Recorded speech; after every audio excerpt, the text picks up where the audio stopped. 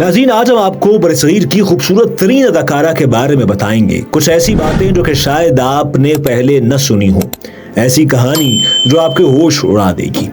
जी हाँ, मधुबाला, जिनके हुस्न का शोहरा उनकी अदाकारी पर भारी रहा। दिलीप कुमार से मोहब्बत मगर किशोर कुमार से बेजोड़ शादी की कहानी कि जिसकी हकीकत आप नहीं जानते।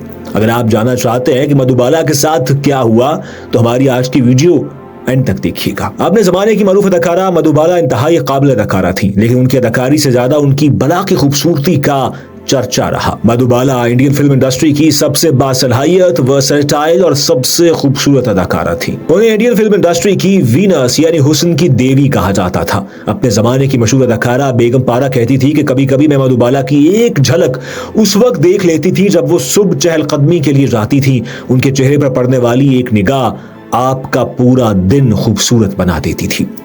अदाकारा निरूपा राय का ख्याल है कि मधुबाला का जिस्म सर से लेकर पांव के नाखूनों तक मुकम्मल तौर पर परफेक्ट था, इसमें कोई कमी या कसर नहीं थी। मीनू मुमताज कहती थी कि उनकी जिल्द इतनी शफाफ थी कि अगर वो पान खाती तो आप देख सकते थे कि उनके गले से सुर्ख रंग कैसे नीचे उतरता है।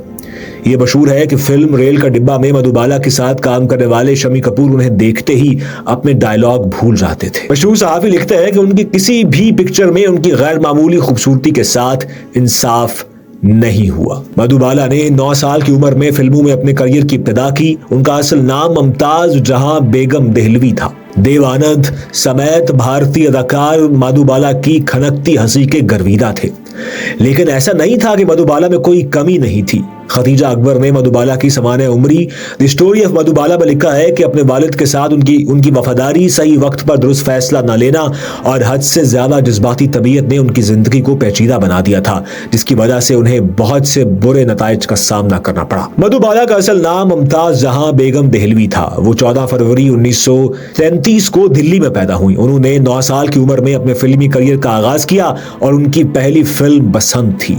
इस फिल्म की शूटिंग के बाद मुमताज जहां वापस दिल्ली चली गई। इसके बाद देविका रानी ने मुमताज को फिल्म जवार बाटा में किरदार देने के लिए दिल्ली से बुलाया।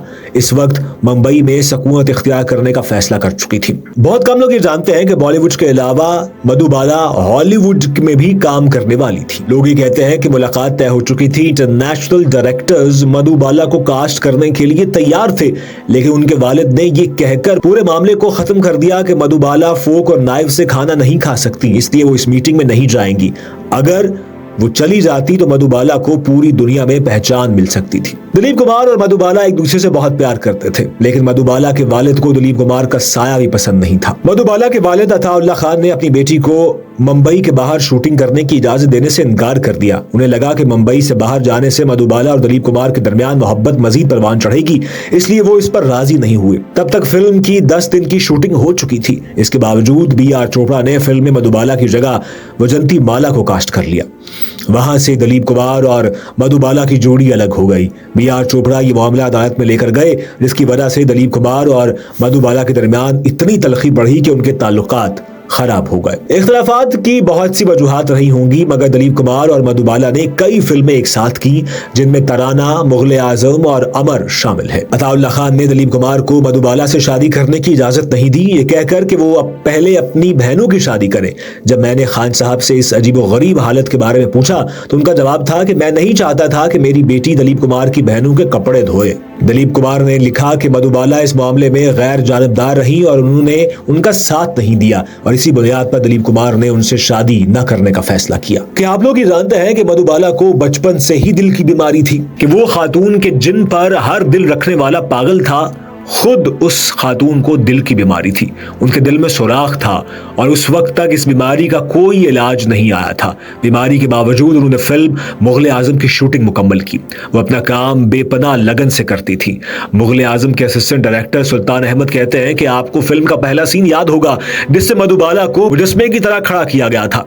जरी के काम से लदे भारी जोड़ों के वजन के साथ मधुबाला शूट के मुकम्मल होने तक घंटों तक शदीद गर्मी में बगैर किसी शिकायत के खड़ी रही।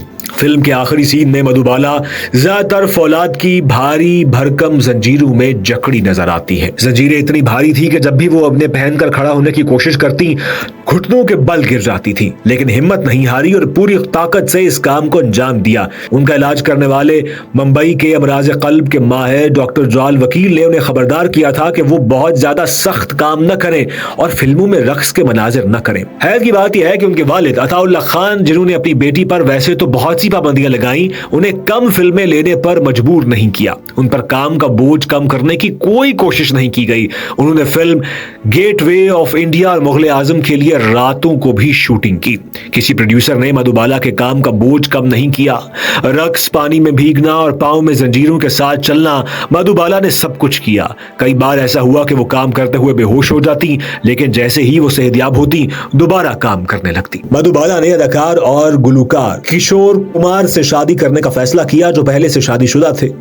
उन्हें इलाज के लिए लंदन ले गए। डॉक्टरों ने उन्हें भारी और दबाव वाले काम करने से मना किया और उन्हें बच्चा पैदा ना करने का मशवरा भी दिया गया। ताहम डॉक्टरों ने उन्हें सेहतयाब होने की कोई उम्मीद नहीं दिलाई। उन्हें बताया गया था कि वो ज्यादा से ज्यादा 10 साल तक जिंदा रह सकती हैं, जबकि अगले 1 साल के दौरान भी मर सकती हैं। वो इस एहसास के साथ लंदन से मुंबई वापस आ गई कि उनके पास ज्यादा वक्त नहीं बचा है। उनके मशहूर शौहर ने उनके इलाज के तमाम अखराजात बर्दाश्त करने की पेशकश तो की, मगर क्या सिर्फ इतना कर देना काफी था? जब मधुबाला को इस बात का एहसास हो गया कि उनकी शादी दिलीप कुमार से नहीं हो सकती, तो उन्होंने ये जाहिर करने के लिए कि वो किसी से भी शादी कर सकती हैं, एक ऐसे शख्स से शादी कर ली जिसे वो अच्छी तरह जानती भी नहीं थी। 23 फरवरी 1969 को अपनी 36वीं सालगिरह के 9 दिन बाद मधुबाला ने मौत के साथ जिदोजहद तर्क करके हमेशा के लिए आंखें मूंद ली। अगर आप भी ये चाहते हैं कि आपको हॉलीवुड, बॉलीवुड और लॉलीवुड के हवाले से ऐसी कहानियां सुनने को मिलती रहे जो कि आपने पहले नहीं सुनी, तो आपको हमारा चैनल